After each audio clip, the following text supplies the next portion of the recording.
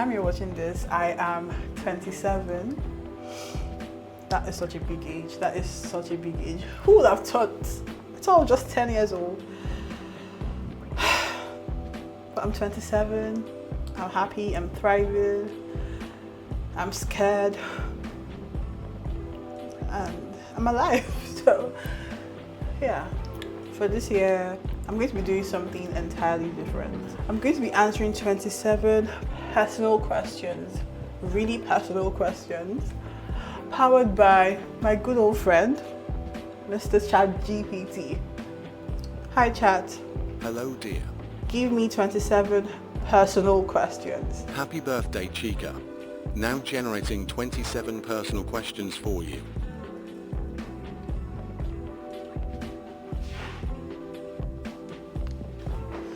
The first question is, what is something you've learned about yourself this past year?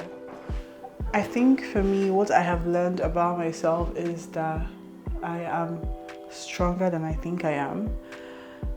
I wouldn't say I have been met with so much battles and so much obstacles, but the little obstacles I have been met with for myself or for my life, it always seems I'm always able to overcome it with tears. Tears first, prayers, hard work, and more tears. Tears are very important for me. So that is what I've learned about myself, that I am one of the toughest people or strongest people that I know. No matter how much I think or people think I am privileged or I don't need to work so much for stuff, I am very tough, or I am very strong, and I'm always there for myself. And that's what I've learned about myself, and I am grateful that that has been me. The second question is, can you describe a moment in your life that changed everything?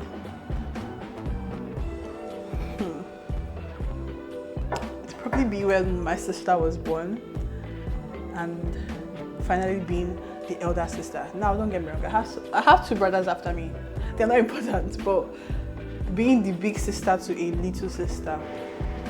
So now I know, yeah, she's looking up to me. I'm basically her first role model. I'm basically the person she looks at to say, what would Chika do? That changed the whole trajectory of my life. It showed me that, okay, you have to step up. You have to be the person that she wants to be. She sees me as the perfect person, and that's what changed the shape of my life.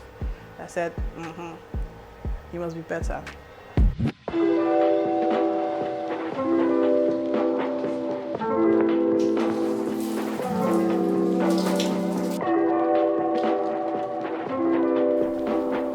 What's something you used to be insecure about, but now you've embraced?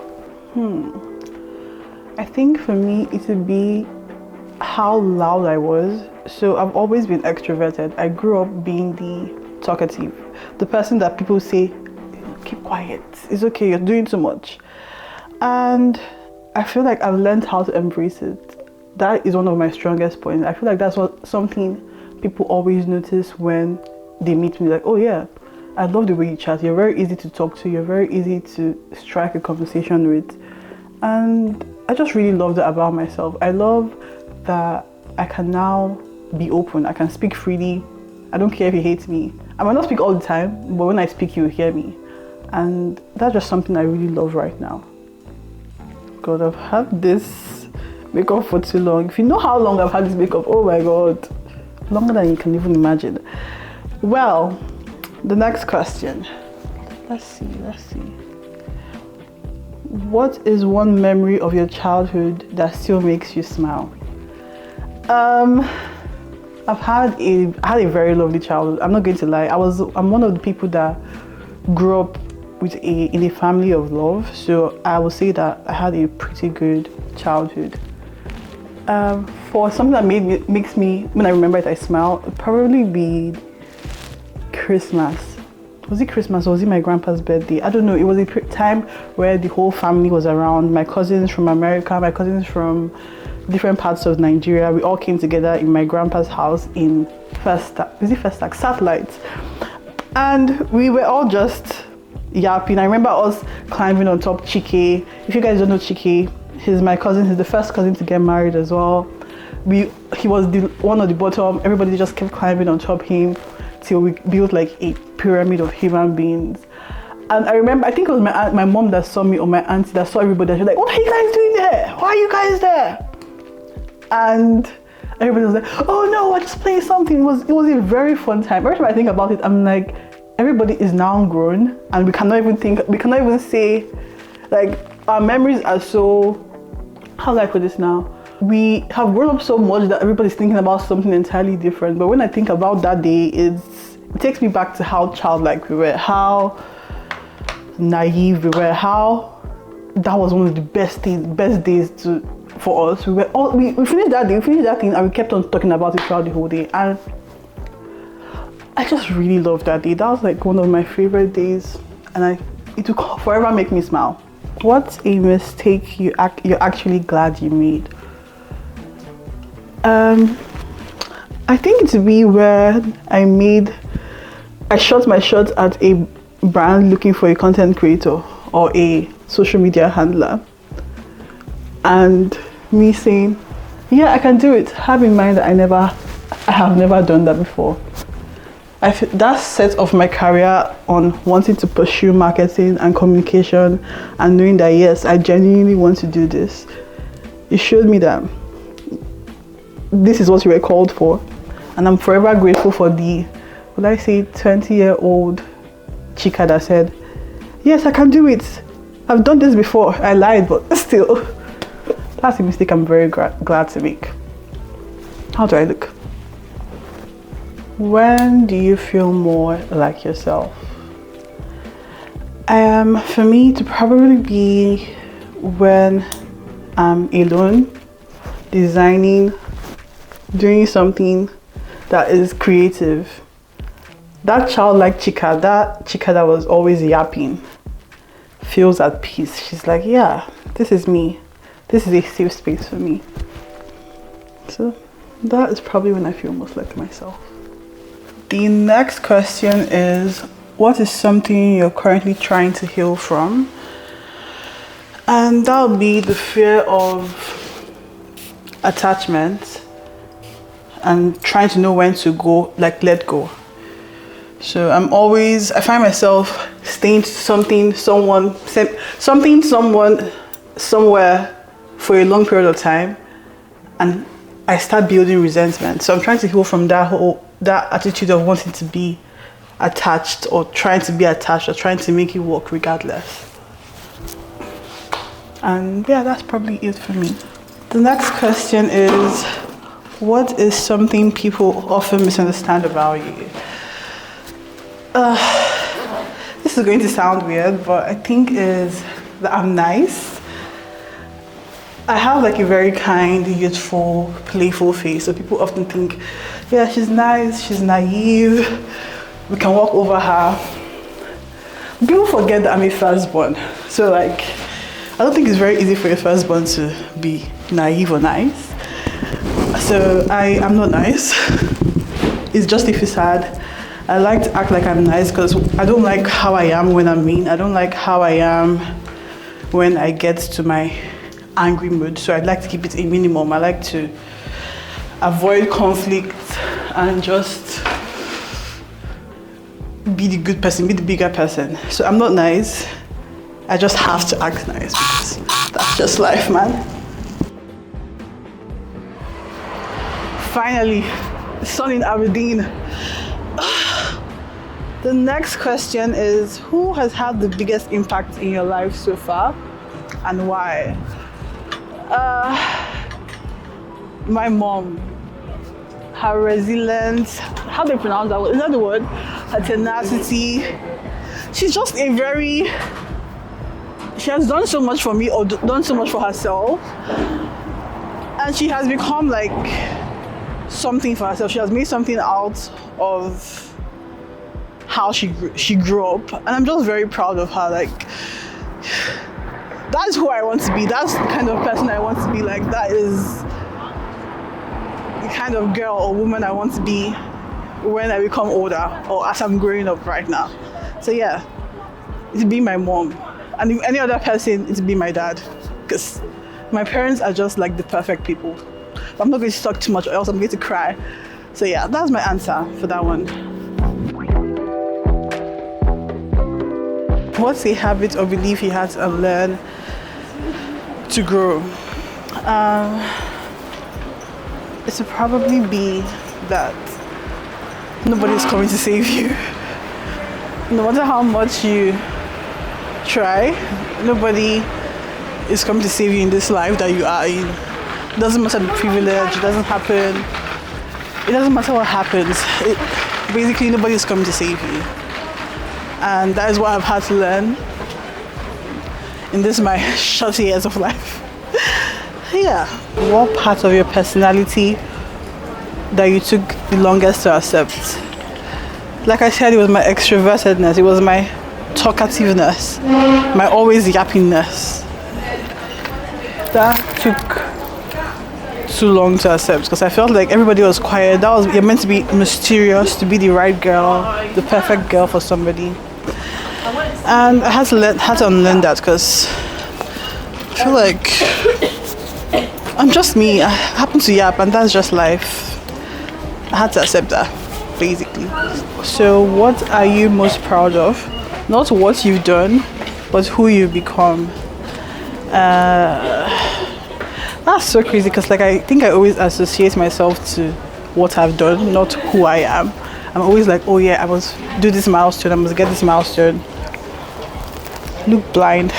But I think for me, to maybe be, I've become more confident or more independent. I don't really need another person to tell me what I want.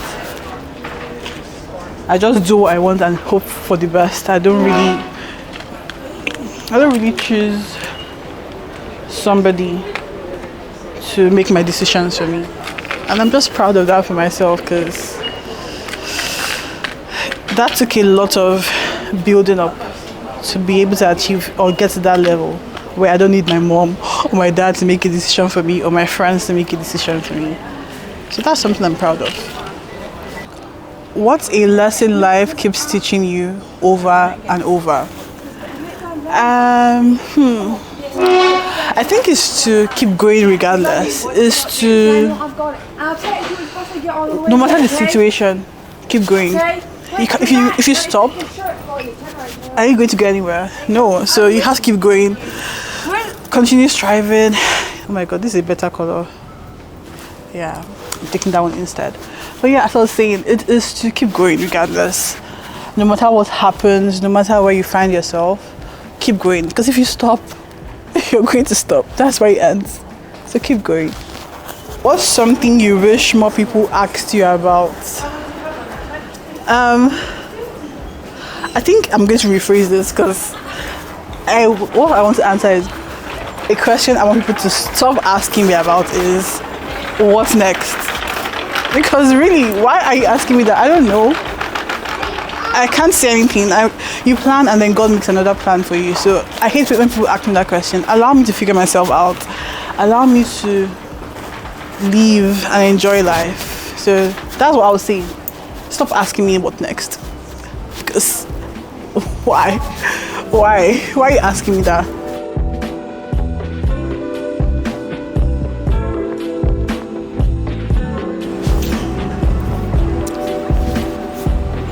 How do you deal with self-doubt when it shows up? I pray. I'm a Jesus baby. So that's the first thing I do.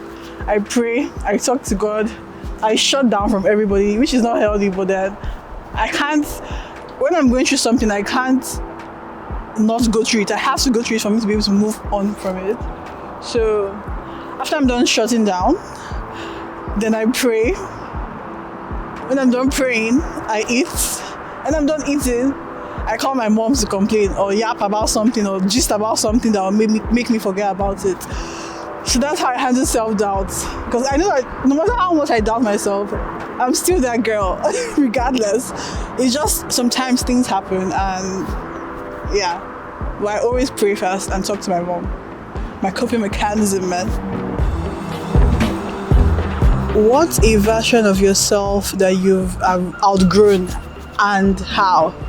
It's be my people-pleasing self. I remember when I was in secondary school, and when I first moved, I had 2 secondary schools. I moved to the second one, and then someone told me that, oh, people in this set don't like you. You're a niche, then no one liked you.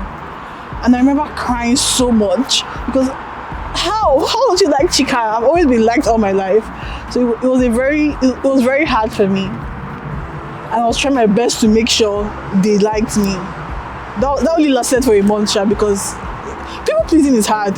So it took me a while to stop trying to make everybody like me, or everybody be at peace with me, or everybody be my best friend, or everybody thinking I'm the good guy. If you think I'm the bad guy, that's fine. If you think I'm the villain, that's even better. That way you won't talk to me too much. So that's something I've grown. It's being my people-pleasing self. Like I said, I am not the nicest out there, but I'm also the nicest too. So people want to walk over me. To keep it short, it's be that I left my people-pleasing self alone, and I just chose me. And that's just it, man. This question.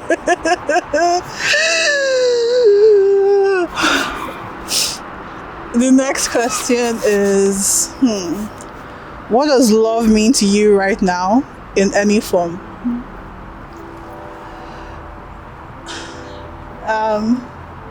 This is a very hard question.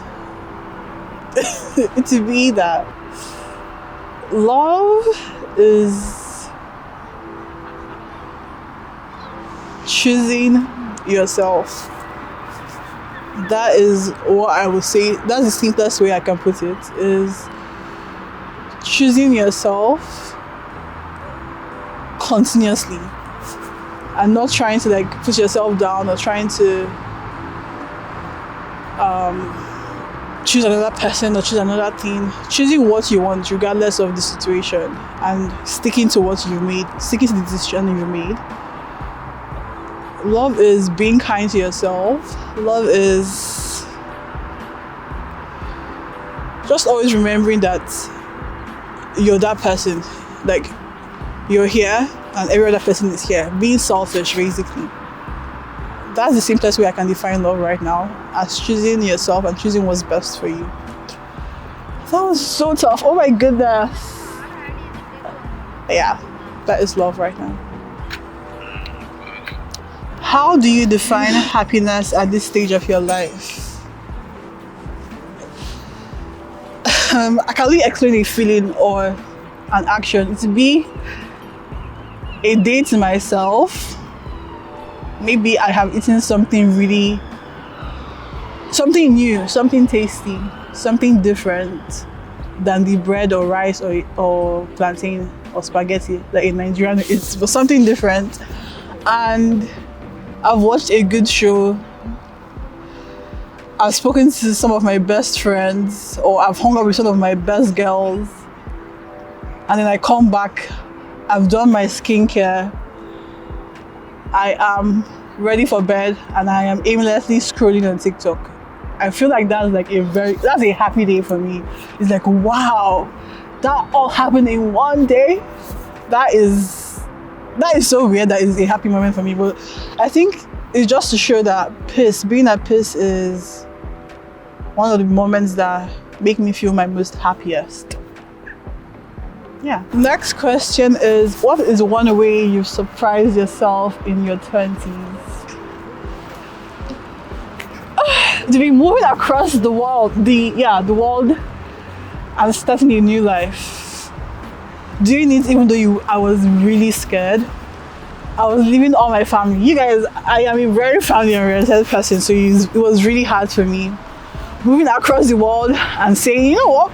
Let me pursue this career that I've always wanted. Yeah, that's the simplest way for me to put it. Moving across the world. Doing it scared, basically. Was it worth it? Yeah. Do I have some times where I'm like, why the hell did I move all the way here? Definitely. Are there times where I call my mom and I'm like, I don't want to do this anymore, I'm coming back home? I'm sure she can even answer this question for me. Yes, 1,000 times yes. But then, one thing I would say that it has taught me was growth. It has shown me that I can do anything I put my mind to. There's something my friend says is that, I don't know how she said it, but she basically said, if there's one person that is so held, is it head fast? I don't know the words to use, but basically they have something they're working for and that's what they're going to work for. Is me. I've never really swayed. I know what I came for and I'm sticking to that. When she said that, she probably didn't know what she was saying, but to me it was like somebody actually sees me. Somebody understands that I did this no matter the situation. And I'm just really happy about that move. I'm happy to that girl that said, yeah, do it. If you could talk to your 17-year-old self for 1 minute, what would you say?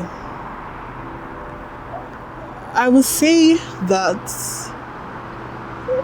you have so much potential. You have so much in your little mind, in your little hands, in your insecure self that you don't even know it. I will tell you that you I want to cry. You are actually one of the best things life has to offer. You turned out to be really pretty. You turned out to be really independent. You turned out to stick to what you know or not take someone else's opinion as your own opinion. You turned out to actually use your passion or use your skills for something. And I will tell her that she shouldn't think about every other person or what every other person is doing. This is so funny because I'm also talking to myself right now. I'll tell her not to think about what every other person is doing, what seems to be the right thing to do or what everybody says yes. But stick to your own plan, stick to your own decision, know when to say no, know when to say yes, and be proud of every decision you've made. The good, the bad, the funny, the people. Yeah, just stick to what you know and it will eventually work out. It may not look that way, but it's going to eventually work out for you. Yeah. I want to cry, oh my god. How do you celebrate your wins? Big or small? I used to be the kind of person that celebrates everything, that will have a cake. I remember when I first turned 1 year as a blogger, I baked a cake. My parents took it as a big deal. Like, we had a celebration at home. That's how much I love celebrations. But then I moved here and that changed. I became a different person. I still want to be that person, so I'll say I'm speaking that into the future. I celebrate the small wins, the big wins by getting a cake. That's something I really love. A cake, cutting it, making a wish, and just being grateful for the moment. But his answer is simply a cake. What's something you're excited to leave behind at 26? The fear of the unknown, or the fear of self-doubt, self-doubt and the fear of the unknown. And stop, basically not being so hard on myself and thinking you're just a failure. You're 27 and you've not achieved anything. It's leaving that fear alone and just being where my feet are, basically. Enjoying the process, enjoying life as it takes me, and obviously hoping for the best, putting in the work, and enjoying every moment, basically.